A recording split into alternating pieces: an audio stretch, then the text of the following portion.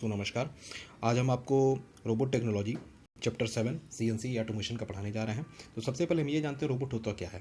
Robot एक ऐसी machine है जिसके द्वारा किसी भी कार्य को आसानी से, कम समय में और अति शुद्धता के साथ किया जा सकता है। यह मानव की तुलना में किसी भी कार्य को आसानी से कर सकता है और हमें अति शुद्ध परिणाम भी दे सकता है। इसीलिए रोबोट को हम अपने दैनिक जीवन में यूज करते हैं। जहाँ पर मानव आसानी से कार्य नहीं कर सकता, वहाँ पर रोबोट उस कार्य को बहुत कम समय में और शुद्धता के साथ कर सकता है, जिसका परिणाम हमें सही मिलेगा।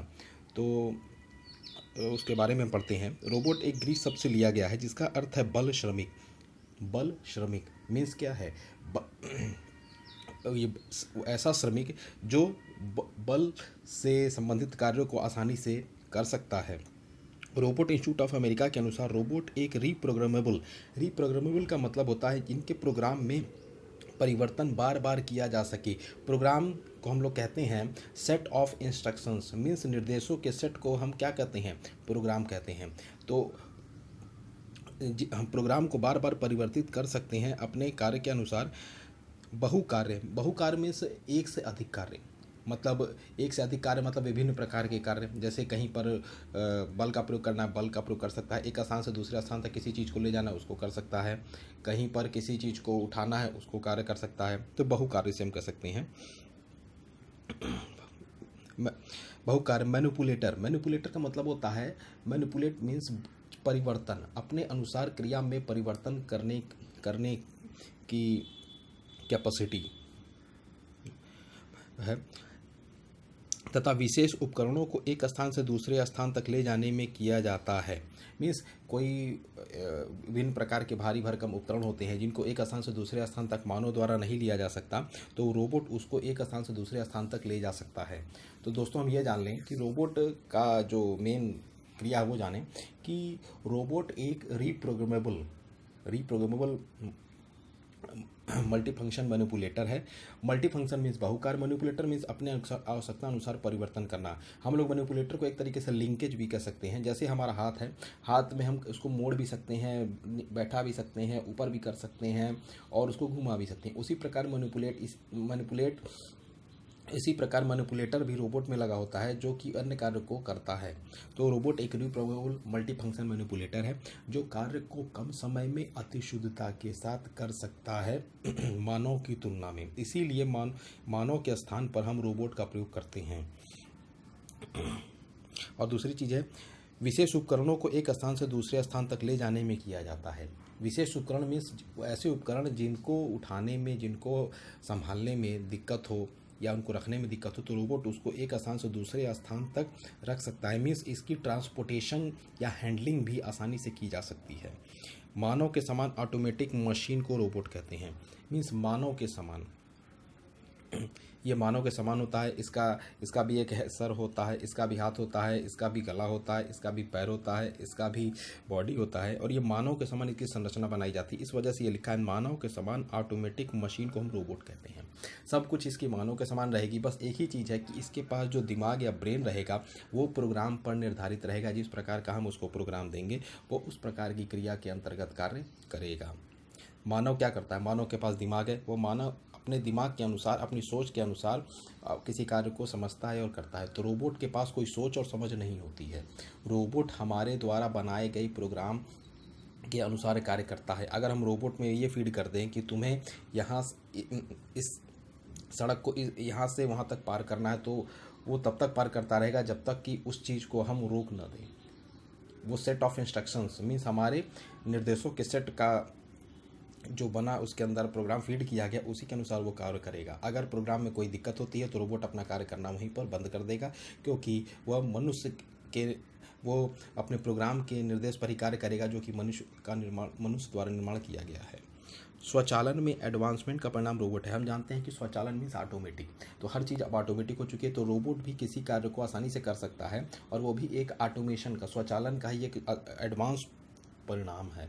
हम स्वचालन पढ़ चुके हैं कि स्वचालन में 3 प्रकार के ब्रांचेज का प्रयोग किया जाता है, civil engineering, electrical engineering, mechanical engineering और कंप्यूटर इंजीनियरिंग। तो इन कंप्यूटर इंजीनियरिंग से सॉफ्टवेयर लेते हैं, मैकेनिकल इंजीनियरिंग से हम ढांचा लेते हैं और इलेक्ट्रिकल इंजीनियरिंग से हम पावर सप्लाई लेते हैं। इन तीनों चीज़ों को जब हम एक साथ सम्मिलित कर देते हैं तो वह स्वचालन कहलाता है। तो उसी प्रकार से स्वचालन की क्रिया में ये एक एडवांस्ड रूप है रोबोट। रोबोट 3 विधाओं के समावेश से बनता है, जो कि मैंने अभी आपको बताया। 3 विधाओं में 3 प्रकार के प्रारूपों को जब हम एक कर देते हैं तब रोबोट का निर्माण किया जाता है। आते हैं दूसरे पन्ने पर। तो यहाँ पर 3 प्रारूप हमारे हैं, यांत्रिक अभियंत्रण, इलेक्ट्रॉनिक अभियंत्रण और कंप्यूटर अभियंत्रण। जैसा कि चित्र में आपको दिख रहा होगा, इलेक्ट्रिकल यहाँ पे है, फिर यहाँ पे मैकेनिकल और यहाँ पे कंप्यूटर। और जब तीनों को हम सम्मिलित कर दिए हैं तो इनको जब हम बीच में आप देख रहे होंगे, जब तीनों का मिक्सअप फॉर्म हमको मिल रहा है, कंबाइंड रूप मिल रहा, तो वो है रोबोटिक।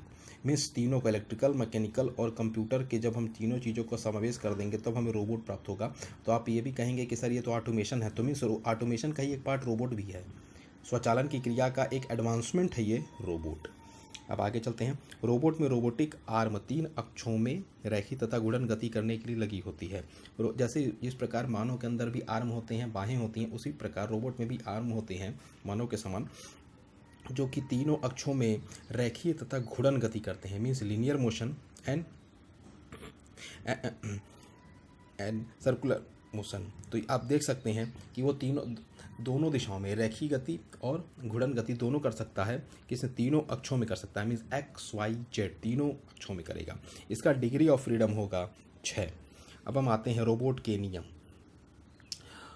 रोबोट के नियम पढ़ने से पहले ये भी जान लें कि इस नियम को दिया किसने है। एक हमारे साइंटिस्ट थे, इजैक असीमोव, को रोबोट का जनक कहा जाता है।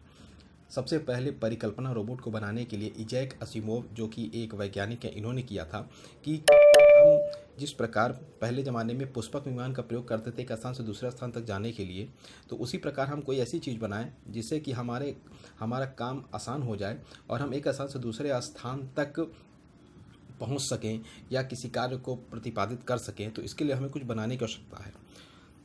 1942 में इन्होंने रोबोट के लिए 3 नियम प्रतिपादित किए। जब इन्होंने रोबोट का निर्माण किया तो इन्होंने 3 नियम भी रोबोट के दिए, जो कि आज भी हमारे इस रोबोट टेक्नोलॉजी में यूज किए जाते हैं। वो 3 नियम क्या थे देख लीजिए। प्रथम नियम, यह कभी मनुष्य को नुकसान नहीं पहुंचाएगा। रोबोट को बनाने के लिए 3 नियम जो प्रतिपादित किए इजैक असीमोव के द्वारा, वो 3 नियम का पहला नियम है, यह कभी मनुष्य को हानि नहीं पहुंचाएगा या नुकसान नहीं पहुंचाएगा। पहला नियम कि जो रोबोट बनाया जा रहा है, जो प्रोग्राम उसके अंदर फिट की जा रही है, वो एकदम क्लियर रहे, एक्यूरेट रहे, जिससे कि वह मशीन या रोबोट को कार्य करने में कोई दिक्कत ना हो और वो मनुष्य को हानि ना पहुंचाए, क्योंकि वह मनुष्य के कार्य को आसान करने के लिए ही बनाया गया है। अगर वो मनुष्य को हानि पहुंचाएगा तो यह नियम फेल हो जाएगा। दूसरा नियम, यह मनुष्य के सभी आदेशों का पालन करेगा। अगर यह मनुष्य के सभी आदेशों का पालन नहीं करेगा तो रोबोट को बनाने का कोई अर्थ हमारा नहीं निकलता। तो रोबोट अगर मनुष्य उसको आदेश देगा तो वो उसका पालन करना चाहिए कि कोई भी चीज़ को अगर हमको मटेरियल हैंडलिंग करनी है तो वो एक स्थान से उसको उठाएगा और दूसरे स्थान पर उसको लाके रख देगा। तो एक स्थान से जब उठाएगा तो उसे कहते हैं पिक, और दूसरे स्थान पर जब रख देगा तो उसे कहते हैं प्लेस। Pick and place. तृतीय नियम, यह अपने अस्तित्व को बनाए रखेगा। मतलब कि इसका ये होगा कि यह अपने अस्तित्व को हमेशा बनाए रखेगा। बनाए रखने का मतलब कि ये मनुष्य के आदेशों का पालन करेगा और मनुष्य को कभी हानि नहीं पहुंचाएगा यदि यह ऊपर के दोनों नियमों का विरोध न करे। अगर ऊपर के दोनों नियमों का, प्रथम और द्वितीय नियमों का विरोध करेगा तो इससे ये हो जाएगा कि यह अपने अस्तित्व को बना नहीं पाएगा। भाई, प्रथम नियम में हमने ये जाना कि यह किसी भी मनुष्य को नुकसान नहीं पहुंचाएगा। दूसरे नियम में ये जाना यह मनुष्य के आदेशों का पालन करेगा। और तीसरे में यह जाना कि यह अपने अस्तित्व को, मीन्स जिस कार्य के लिए इसका निर्माण किया गया है वह उस कार्य को सही प्रकार से प्रतिपादित या संपादित करेगा।